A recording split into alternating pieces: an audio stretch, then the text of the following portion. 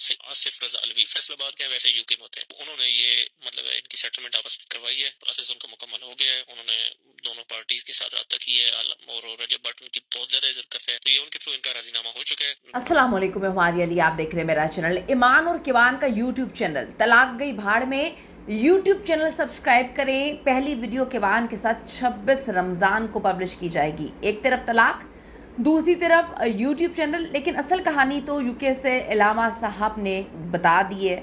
क्या दोनों सच में ये दुनिया को पागल बना रहे हैं? क्या सच में ये गेम सिर्फ और सिर्फ व्यूज़ की है?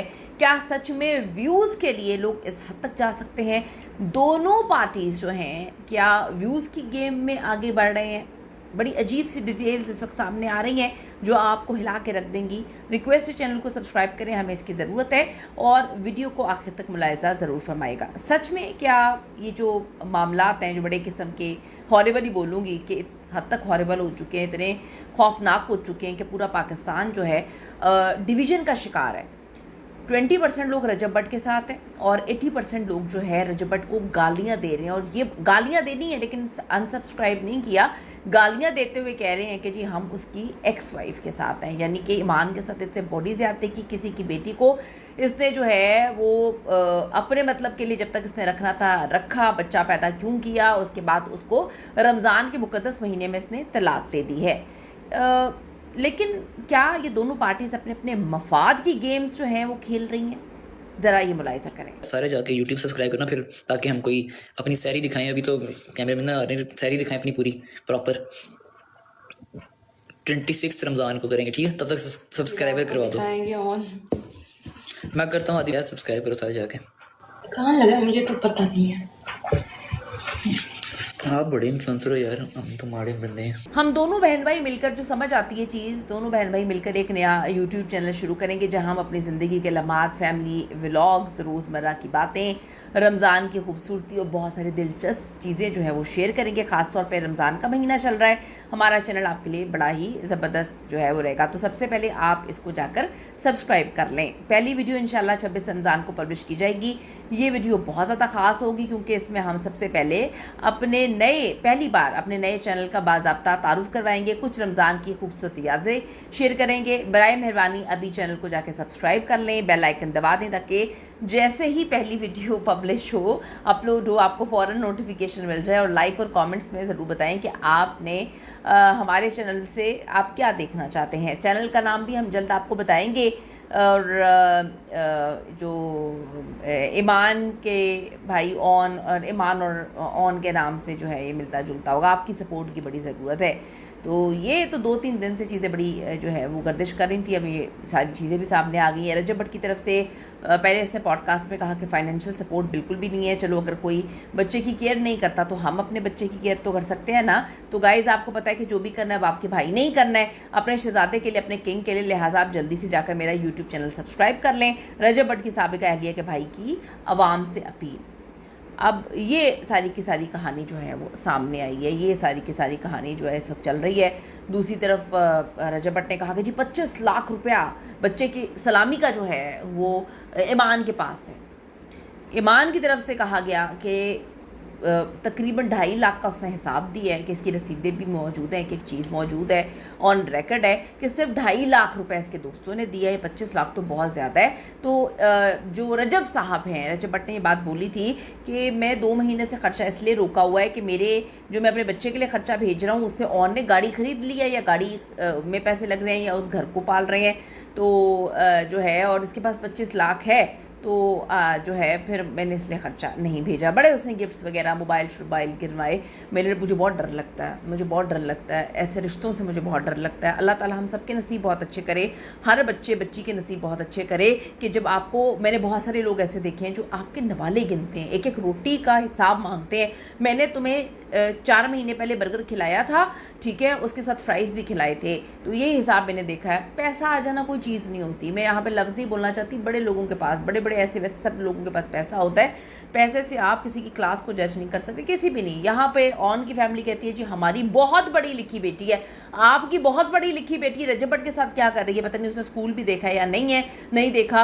और रजब भट्ट जो है उसको उस जैसी लड़की चाहिए थी, उसने इतनी बड़ी लिखी लड़की का क्या करना है। तो ये बड़ी अजीब सी दोनों की जोड़ी बड़ी अजीब सी थी, सिर्फ पैसे और फेम का चक्कर है। रजब भट्ट से इनको फेम चाहिए था, आप देख लें कि रजब भट्ट के व्लॉग में आते हुए मसला था, हर चीज़ में मसला था। अब वो किस तरह से जो है प्रमोशंस कर रही हैं, किस तरह से जो है अपना चैनल बना रही हैं, ऑन ने बहुत ज़्यादा फ़ायदा उठाया। अंधा नहीं है कोई भी, नज़र तो आता है। अब वो कहता है जी मेरी बहन को जो है मैंने तो घर बसाने की कोशिश की है। मैंने देखा कि कोई भी इंसान किसी को इतना जलील कर दे, चपेड़े बार बार के मुंह लाल कर दे और बाद में कहते सॉरी, तो वो चपेड़े जो लाल हुई होती है, मुंह लाल कर दिया होता है, वो फिर जख्म दिल पर लगे होते हैं, वो जाते नहीं है। मैं यहाँ पे किसी को डिफेंड नहीं कर रही, लेकिन मैं ये बात बोलूँगी लड़कियों को भी ये बात समझने की ज़रूरत है कि बानो कुद्सिया कहती हैं कि जो औरतें अपना मैका बसाती हैं वो अपना ससुराल नहीं बसा सकती। गज़ल की बात तो चलें अलग है ना, गज़ल का जो ससुराल है वो तो रजब भट्ट के बलबूते पे जो है वो तो उसकी हाँ में हाँ मिलाता होगा गज़ल की, इसलिए तो गज़ल हर वक्त जो है अपने मैके में पड़ी रहती है। वो हाँ में हाँ इसलिए मिलाता होगा कि गज़ल का भाई जो है उसको अच्छे खासे पैसे देता होगा, वो यूट्यूब पर इतने पैसे कमा रही है। तो हमें भी समझ आती है, पूरी दुनिया को भी समझ आती है, लोग अब इस तरह से बात कर रहे हैं।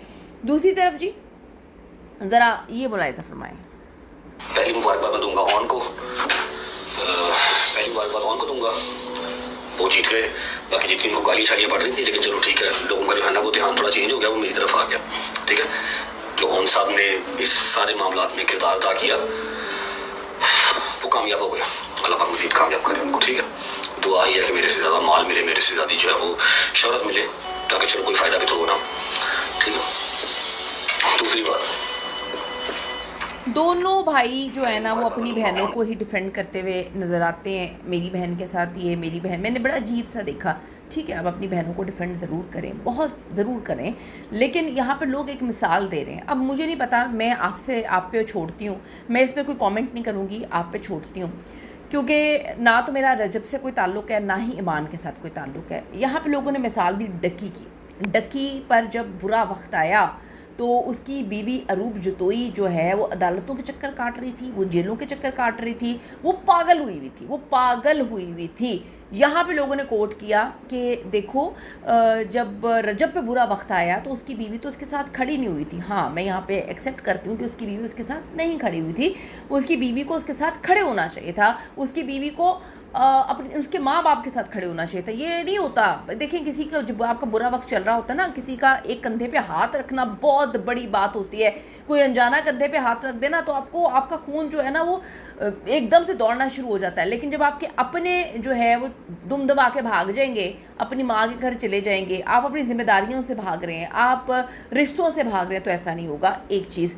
दूसरी बात है, अरूप और जो डक्की है, उन दोनों की, उनका जो मोहब्बत का लेवल भी अलग था ना। डक्की उसको पूरी दुनिया घुमा चुका था उस वक्त। यहाँ पे तो ये बेचारे ना हनीमून पे गए, ना बेचारे लाहौर से बाहर कहीं गए, इकट्ठे कहीं गए नहीं हैं।